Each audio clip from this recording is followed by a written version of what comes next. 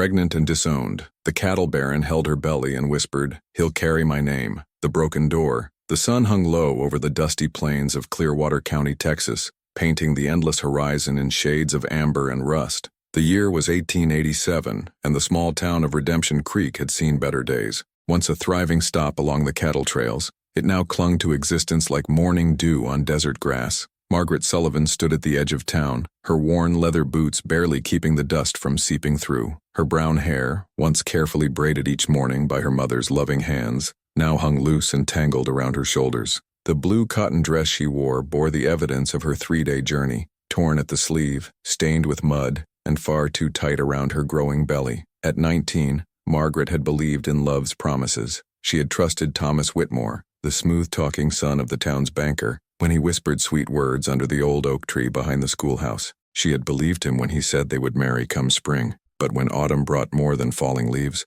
Thomas had vanished like smoke in the wind, leaving her to face the consequences alone. The memory of that morning still burned in her chest. Her father, Reverend Michael Sullivan, had stood in their modest parlor, his weathered hands trembling as he held her letter, the one she'd written when she could no longer hide the truth. The disappointment in his eyes had cut deeper than any blade. "You've brought shame upon this house, Margaret," he had said, his voice breaking. "Shame upon God's house.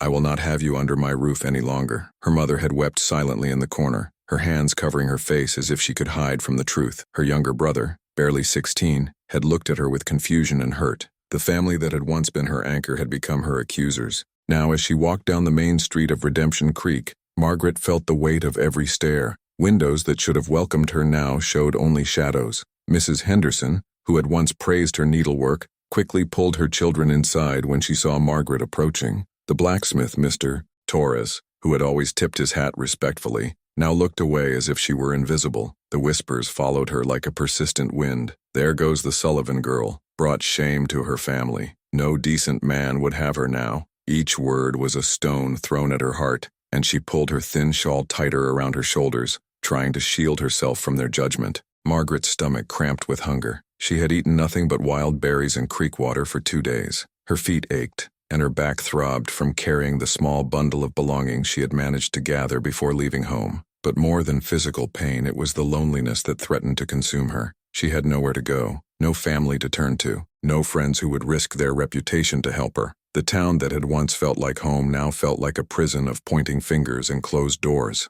As she reached the end of the main street, Margaret saw the imposing iron gates of the Blackwood Ranch. Even from a distance, she could see the vast expanse of land that stretched beyond the horizon. Hundreds of cattle dotted the landscape like moving shadows, and the main house stood proud and stately, its white pillars gleaming in the fading light. Everyone in 3 counties knew about James Blackwood, the cattle baron, they called him, a man who had built an empire from nothing, who commanded respect through fair dealing and quiet strength. He was a widower, they said, who had lost his wife in childbirth 5 years ago. The tragedy had hardened him, made him more focused on his business and less interested in the social games of small-town life. Margaret had never spoken to him, but she had seen him in church on Sundays before her exile. Tall and broad-shouldered, with dark hair touched by premature gray and eyes the color of stormy skies, he carried himself with the confidence of a man who had faced the world's challenges and emerged victorious. She had also heard the stories, how he had taken in Miguel Santos, a Mexican cowboy who had been run out of the previous town for defending his sister's honor, how he had hired Jake Morrison,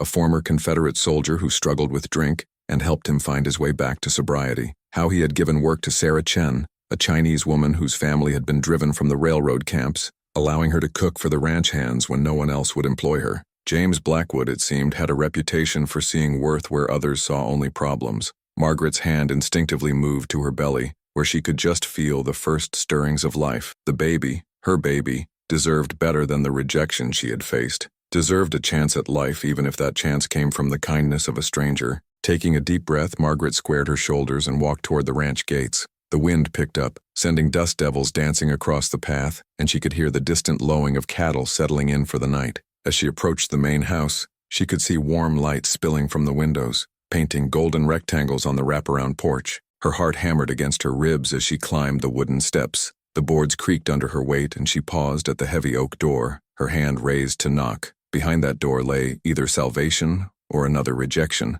Either way, she had no choice but to try. Margaret knocked 3 times, the sound echoing in the evening air. She could hear footsteps approaching, heavy boots on wooden floors. The door opened and she found herself face to face with James Blackwood himself. He was even more imposing up close. His white shirt was rolled up to his elbows, revealing strong forearms marked by years of ranch work. His dark hair was slightly disheveled, as if he had been running his hands through it while working late over account books. But it was his eyes that held her attention, gray as a winter sky, but not cold. There was something in them that spoke of understanding, of a man who had known loss and learned compassion from it. "Sir," Margaret began, her voice barely above a whisper, I have nowhere else to go." James looked at her for a long moment, taking in her torn dress, her tangled hair, the exhaustion written in every line of her face. His gaze paused briefly on her belly, and she saw no judgment there, only a quiet recognition of her situation. "Come in," he said simply, stepping aside to let her enter. The warmth of the house enveloped her like a blanket.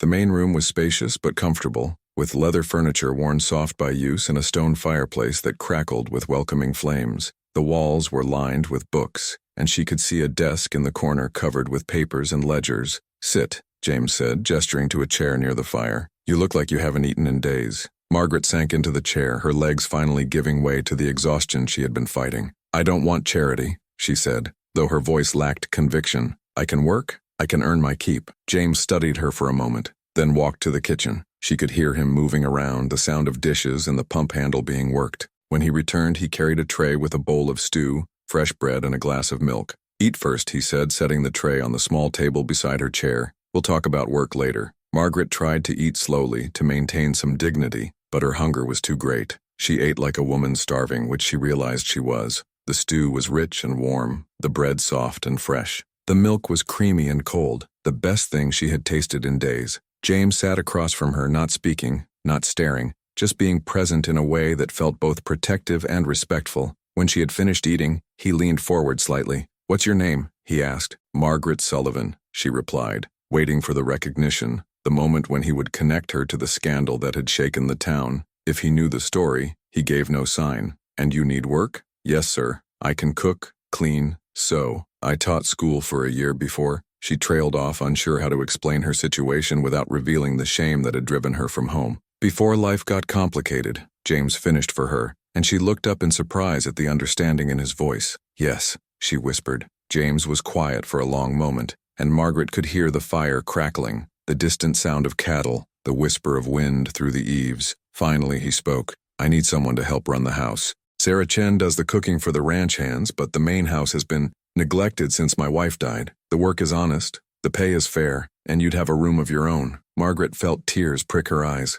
"You don't know anything about me, about why I'm here." "I know you're brave enough to ask for help when you need it," James said. "I know you're willing to work for what you need. That's enough for now." She stared at him, searching his face for any sign of ulterior motives, any hint of the judgment she had grown accustomed to, but she found only sincerity and a quiet strength that made her feel safe for the first time in months. "Thank you," she said, and the words carried the weight of her gratitude, her relief, her desperate hope for a new beginning. James nodded. "Rosa will show you to your room. Get some rest. Tomorrow we'll figure out how to make this work." As if summoned by his words, an older Mexican woman appeared in the doorway. Rosa Martinez had been the Blackwood family's housekeeper for 20 years, and her warm brown eyes held the same absence of judgment that Margaret had seen in James's face. "Come, Mija," Rosa said gently. "Let's get you settled." Margaret stood, her legs still shaky but her heart lighter than it had been in months. As Rosa led her toward the stairs, she turned back to look at James.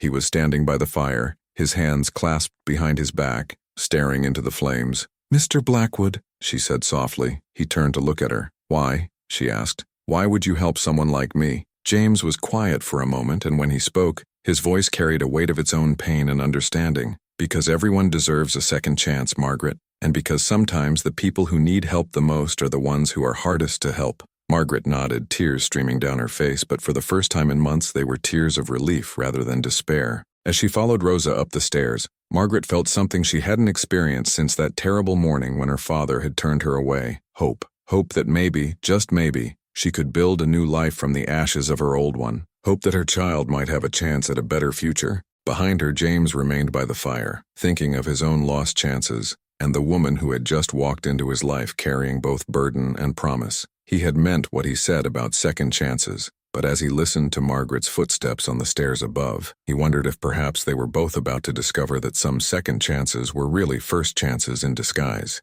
The fire crackled lower, and the night settled over the Blackwood Ranch like a blanket, wrapping around the beginning of a story that would change everything for both of them. The weight of whispers. 3 weeks had passed since Margaret's arrival at the Blackwood Ranch, and the rhythm of daily life had begun to weave itself around her like a protective cocoon. Each morning she woke before dawn to the sound of cattle lowing in the distance and the gentle bustle of ranch hands preparing for their day. Her small room on the second floor of the main house had become a sanctuary, simple but clean, with a comfortable bed, a washstand, and a window that looked out over the vast expanse of Texas plains. Margaret had thrown herself into her work with a dedication that impressed even Rosa, who had initially been skeptical of the young woman's ability to handle the demands of running such a large household. But Margaret proved herself capable and willing, rising early to help prepare breakfast, spending her days cleaning and organizing the neglected rooms of the main house, and working late into the evening to mend clothes and linens that had been ignored since James's wife had died. Her relationship with James had settled into a comfortable routine of mutual respect and quiet understanding. He was a man of few words, but she had learned to read his moods in the set of his shoulders, the way he held his coffee cup, the intensity of his focus when he reviewed the ranch's accounts. He treated her with unfailing courtesy, never making her feel like a burden or a charity case, but as a valued member of his household. But the outside world was not so forgiving. The first whispers had started within days of her arrival. Mrs. Henderson had been the first to spread the word, telling anyone who would listen about the fallen woman who had taken up residence at the Blackwood Ranch. The story had grown in the telling, each version more scandalous than the last. By the end of the first week, the gossips of Redemption Creek had painted Margaret as everything from a seductress who had ensnared the grieving widower to a woman of such loose morals that even her own family had cast her out. Margaret had hoped that staying on the ranch would shield her from the worst of the talk, but small towns had long memories and longer tongues. When she accompanied Rosa to town for supplies, she felt the weight of every stare, heard the whispers that followed in her wake. "There she goes," she heard Mrs. Peterson mutter to her companion as they passed the general store. "Bold as brass, living in sin with that man. Poor James Blackwood," came the reply. "First his wife dies, now he's taken in that creature. What would his dear Elena think?" Margaret's hands clenched around her market basket, but she kept her head high and her pace steady. She had learned to armor herself against such comments, but each one still found its mark. The situation came to a head on a Tuesday morning in late October. Margaret was in the general store, carefully selecting fabric for new curtains for the main house, when she heard the familiar voice of her former friend, Susan Walsh. "Margaret Sullivan, as I live and breathe." Margaret turned to find Susan standing behind her, arms crossed, eyes bright with malicious curiosity. Susan had been her closest friend in school, had sat beside her in church, had shared secrets and dreams during long summer afternoons. Now she looked at Margaret as if she were something distasteful she had found on the bottom of her shoe. "Hello, Susan," Margaret said quietly. "I heard you were back in town," Susan said, her voice loud enough to carry to the other customers. "Living up at the Blackwood place must be nice, having a rich man take care of you in your situation." Margaret felt her cheeks burn, but she kept her voice steady. "I work for my keep." Susan laughed, a sound like breaking glass. "Oh, I'm sure you do. We all know what kind of work women like you are good for." The implication hung in the air like a poison cloud. Margaret was aware of the other customers stopping their shopping to listen, of the store clerk pretending to busy himself with inventory while straining to hear every word. "I run Mr. Blackwood's household," Margaret said, her voice stronger now. "I cook and clean and mend. Honest work for honest pay." "Honest?" Susan's voice rose. "There's nothing honest about what you've done, Margaret Sullivan. You've disgraced yourself, disgraced your family, and now you're trying to drag James Blackwood down with you. That man deserves better than some used goods who couldn't keep her legs closed." The words hit Margaret like physical blows. She felt the familiar burn of shame, the weight of judgment that had driven her from her father's house. But beneath the shame, something else was stirring. Anger, a fierce protectiveness not just for herself but for James, who had shown her nothing but kindness and respect. "Mr. Blackwood is a good man," Margaret said, her voice rising to match Susan's. "He's given me a chance when no one else would. If you want to judge me, that's your choice, but don't you dare speak ill of him." Susan's eyes glittered with triumph. Listen to her, defending her lover. How touching. The word lover seemed to echo in the sudden silence of the store. Margaret felt the weight of every eye upon her, felt the familiar suffocation of small-town judgment closing around her throat. "That's enough." The voice came from behind Margaret, deep and calm, and carrying the authority of a man used to being obeyed. She turned to see James standing in the doorway of the store, his hat in his hands, his gray eyes fixed on Susan with an intensity that made the young woman take a step back. "Mr. Blackwood," Susan stammered, suddenly aware that she had been overheard. I heard what you were doing," James said, stepping into the store. His presence seemed to fill the space, making everyone else appear smaller by comparison. "And I think you're done." Susan's face flushed red, but she lifted her chin defiantly. "I'm just speaking the truth. Everyone knows what she is." James moved closer, and Margaret was struck by the controlled power in his movements, like a wolf stalking its prey. "What she is," he said quietly, "is a woman who works harder than anyone I've ever employed. What she is someone who's shown more grace under pressure than most people show in a lifetime. What she is under my protection." The last words carried a weight that made the entire store fall silent. In the hierarchy of Redemption Creek, James Blackwood was at the top, a man whose word carried the force of law and whose displeasure could have serious consequences for anyone who crossed him. As for the rest, James continued, his voice never rising above a conversational tone, "I suggest you worry about your own affairs and leave other people's business alone." Susan opened her mouth as if to speak, then thought better of it. She grabbed her basket and pushed past James toward the door, but not before shooting Margaret a look of pure hatred. "This isn't over," she hissed as she passed. After she left, the store remained quiet for a long moment. Then gradually the other customers resumed their shopping, though Margaret could feel their surreptitious glances and hear their whispered conversations. James walked over to her, his expression softening as he approached. "Are you all right?" Margaret nodded, though she was trembling. "I'm sorry, I didn't mean to cause trouble." "You didn't cause anything," James said firmly. "Small-minded people cause trouble, not their victims." He picked up her basket and began helping her select the fabric she needed, his presence a shield against the continued stares of the other customers. When they were done, he walked her to the wagon, his hand resting protectively on her back. "James," she said as they climbed into the wagon, "what Susan said about your reputation—" "My reputation can take care of itself," he interrupted. "I'm more concerned about you. This kind of talk, it's not going to stop." Margaret stared out at the dusty street, watching the people of Redemption Creek go about their daily business. Most of them had known her since childhood, had watched her grow up, had praised her achievements and celebrated her successes. Now they looked at her as if she were a stranger, a cautionary tale, a woman who had fallen from grace and deserved whatever consequences came her way. "Maybe I should leave," she said quietly. "Find somewhere else to go. I don't want to cause problems for you." James stopped the wagon so abruptly that she was thrown against his shoulder. He turned to look at her, his gray eyes intense with an emotion she couldn't quite read. "Is that what you want?" he asked. "To leave?" Margaret thought about it, really thought about it. The past 3 weeks had been the first time since her pregnancy began that she had felt safe, valued, protected. The work was satisfying, the pay was fair, and she had begun to believe that maybe, just maybe, she could build a life for herself and her child. "No," she said finally. "I don't want to leave." "Then you won't," James said simply. "Let them talk. Words only have the power we give them." As they rode back to the ranch, Margaret found herself stealing glances at the man beside her. James Blackwood was a puzzle she was still trying to solve. He was clearly a man of means and position, someone who could have chosen any woman in 3 counties as his wife. Why had he taken in a pregnant woman with a ruined reputation? Why did he defend her against the gossips? And why did his presence make her feel safer than she had ever felt in her life? That evening, after dinner was finished and the dishes were washed, Margaret found herself alone in the main parlor, working on the curtains she had bought that morning. The fire crackled in the hearth, and she could hear the distant sound of James in his study, working on the ranch accounts. She had just finished hemming one panel when she heard his footsteps in the hallway. He appeared in the doorway, a cup of coffee in his hand, and looked at her work with approval. "Those are going to be beautiful," he said, settling into his usual chair across from her. "Thank you," Margaret replied, pleased by his praise. The old ones were so faded you could barely make out the pattern. They sat in comfortable silence for a while, she sewing and he reading through a cattleman's journal. The domesticity of the scene struck her as both wonderful and dangerous. It would be too easy to get used to this, to begin to think of this house as home, of this man as more than just her employer. "James," she said suddenly, then stopped, unsure how to voice the question that had been troubling her. He looked up from his journal. "What is it?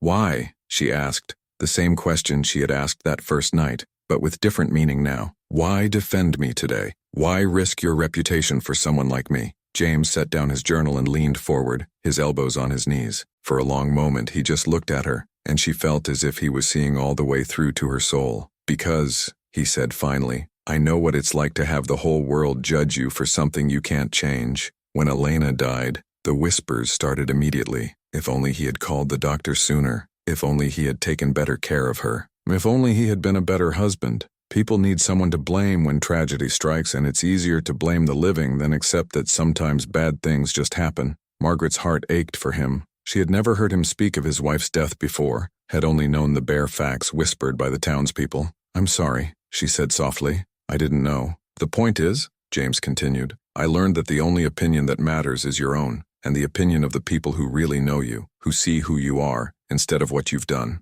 "And what do you see when you look at me?" Margaret asked, the question slipping out before she could stop it. James was quiet for so long that she began to regret asking. Then he spoke, his voice gentle but certain. "I see a woman who's braver than she knows, who's willing to work hard for what she needs, who's going to be a good mother to that child she's carrying, because she's already fighting to give him a better life than the one she's known." Margaret felt tears prick her eyes. "How can you be so sure?" "Because," James said, standing and walking to the window that looked out over his vast holdings, "I've been watching you for 3 weeks. I've seen how you treat Rosa with respect, how you work until you're exhausted, how you never complain even when I know you're uncomfortable. I've seen you reading every book in my library trying to better yourself. I've seen you talking to that baby when you think no one is listening, promising him things will be different." Margaret gasped. "You heard that?" James turned back to her, a small smile playing at the corners of his mouth. "The walls in this house aren't as thick as you might think, and I'm usually up late working." She felt her cheeks burn with embarrassment but also with something else, a warmth that came from being truly seen, truly known. "I want him to have chances I never had," she said quietly. "I want him to grow up in a world where he's judged by his character, not by the circumstances of his birth." James walked back to his chair, but instead of sitting down, he knelt beside her chair. The gesture was so unexpected, so intimate, that Margaret's breath caught in her throat. "He will," James said, his voice filled with conviction. "I promise you that." Margaret looked down at him, at this powerful man kneeling beside her chair, and felt something shift inside her chest. It was dangerous, this feeling, this growing attachment to a man who was so far above her station. But as she looked into his gray eyes, she saw something there that made her heart race. Not just kindness, not just protection, but something deeper, something that spoke of possibilities she had never dared to dream. "James," she whispered, not sure what she was asking for. He reached out slowly, giving her time to pull away, and placed his hand gently on her belly. Margaret gasped at the contact, at the warmth of his palm through her dress, at the reverence in his touch. "He's going to be strong," James said softly, his hand spanning the curve of her pregnancy, like his mother. Margaret covered his hand with hers, marveling at the size and strength of it, at the calluses that spoke of years of hard work, at the gentleness of his touch despite his power. "James," she said again, and this time she knew what she was asking for, even if she couldn't say the words. He looked up at her, and she saw her own wonder reflected in his eyes. Slowly, carefully, he moved his other hand to cup her face, his thumb brushing across her cheek with infinite tenderness. "Margaret," he said, her name a prayer on his lips. They stayed like that for a moment that felt like eternity, connected by touch and understanding, and the beginning of something that neither of them had expected, but both of them needed. Then, as if remembering the weight of propriety and the difference in their stations, James slowly pulled away. But not before Margaret saw the promise in his eyes, the possibility of a future that went beyond employer and employee, beyond benefactor and recipient. "You should get some rest," he said, his voice rougher than usual. "Tomorrow will be a long day." Margaret nodded, gathering her sewing with trembling hands. As she stood to leave, James caught her hand. "Margaret," he said, looking up at her with an intensity that made her heart skip. "Whatever happens, whatever anyone says, you have a place here, you and your child, for as long as you want it." "Thank you," she whispered, the words carrying more weight than any vow she had ever spoken. As she climbed the stairs to her room, Margaret's hand moved instinctively to her belly, to the place where James's hand had rested. For the first time since she had discovered her pregnancy, she felt something other than fear and shame when she thought about her child's future. She felt hope, and more than that, she felt the dangerous, wonderful stirring of love, not just for the child she carried, but for the man who had knelt beside her chair and promised her a future she had never dared to dream. Below, James remained by the fire, staring into the flames and thinking about the woman who had walked into his life and changed everything. He had meant what he said about second chances, but as he touched his palm to his lips, still feeling the warmth of her skin, he wondered if perhaps some second chances were really first chances in disguise. The first chance at the kind of love that could heal old wounds and build new dreams. The fire burned lower,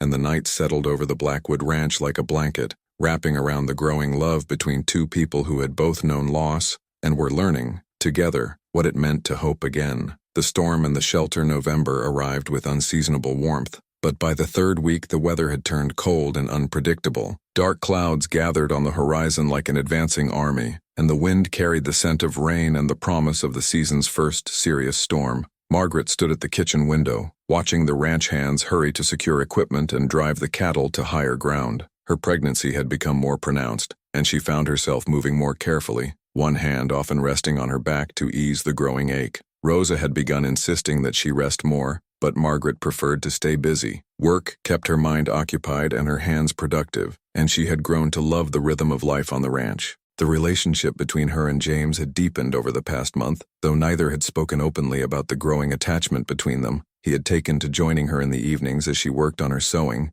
reading aloud from books in his library, or sharing stories about the ranch and its history. Their conversations had grown more personal, more intimate, as they shared memories of their childhoods, their dreams, their fears. Margaret had learned that James had grown up poor, the son of a failed farmer who had drunk himself to death when James was barely 15. He had worked his way up from ranch hand to foreman to owner through sheer determination and an unwavering work ethic. His success had been hard-won, and he wore it with the quiet confidence of a man who knew exactly what he was worth. James, in turn, had learned about Margaret's love of learning, her dreams of travel and adventure that had been curtailed by her circumstances. He had seen her intelligence in the way she managed the household accounts, her compassion in the way she treated the ranch hands, her strength in the way she faced each day, despite the whispers and stares that followed her whenever she went to town. But it was on this storm-threatening evening that everything changed. Margaret was in the kitchen, helping Rosa prepare dinner for the ranch hands when she felt a sharp pain in her side. She gasped, dropping the wooden spoon she had been using to stir the beans, and leaned heavily against the counter. "¿Qué pasa, mija?" Rosa asked, immediately at her side. "I don't know," Margaret said, breathing carefully through the pain. It hurt." Rosa's experienced hands felt Margaret's forehead, checking for fever, then moved to her belly. "How far along are you now?" "About 6 months," Margaret replied, though she wasn't entirely sure. The circumstances of her pregnancy had made it difficult to keep precise track. "Probably just the baby moving," Rosa said, but Margaret could see the concern in her eyes. "You should rest. I'll finish dinner." Margaret nodded, but as she started to leave the kitchen, another pain struck, this one stronger than the first. She doubled over, crying out, and Rosa was beside her instantly. "James!" Rosa called, her voice carrying the authority of someone who had dealt with emergencies before. "Ven acá." James appeared in the kitchen doorway within seconds, his hair disheveled and his shirt sleeves rolled up. He took one look at Margaret, pale and shaking, and was at her side immediately. "What's wrong?" he asked, his voice tight with concern. "Pains," Rosa said simply. "Could be nothing, could be something. We need to get her to bed." James didn't hesitate. He swept Margaret into his arms, carrying her as if she weighed nothing, and headed for the stairs. Margaret wanted to protest, to insist she could walk, but another pain hit her, and she found herself clinging to his shirt, burying her face against his shoulder. "It's going to be all right," James murmured, his voice a soothing rumble in his chest. "We're going to take care of you." He carried her to her room and gently laid her on the bed, then stepped back to give Rosa room to work. The older woman began unlacing Margaret's boots, her movements efficient and calming. "I need to check a few things," Rosa said to James. "Maybe you should wait downstairs." James looked at Margaret, who was gripping the bedsheets, her face pale with pain and fear. "I'm not leaving her." "James," Margaret said weakly, "it's not proper." "I don't care about proper," James said firmly. "I care about you." Another pain hit, stronger than the others, and Margaret cried out. Rosa's examination was quick but thorough, and when she was done, her face was grave. "It's too early," she said quietly. "The baby is trying to come, but it's too early." Margaret felt ice form in her veins. "What does that mean?" "It means we need to stop it," Rosa said. "You need to stay very still, very calm. Sometimes these things pass." But as the evening wore on and the storm arrived with full force, it became clear that this was not going to pass. The pains grew stronger and more frequent, and Margaret found herself gripping James's hand with a strength that surprised them both. "I'm scared," she whispered during a brief respite between contractions. "I'm not ready. The baby's not ready." James smoothed her hair back from her forehead, his touch gentle and comforting. "You're stronger than you know," he said, "and you're not alone." Thunder crashed overhead and the wind howled around the house like a living thing. The storm outside seemed to mirror the turmoil in Margaret's body, and she found herself drawing strength from James's presence, from the steady warmth of his hand in hers. "Tell me about her," Margaret said suddenly, desperate for distraction from the pain. About Elena. James was quiet for a moment, and Margaret wondered if she had overstepped. Then he began to speak, his voice low and soothing. She was small, he said, barely came up to my shoulder, but she was fierce when she needed to be. She could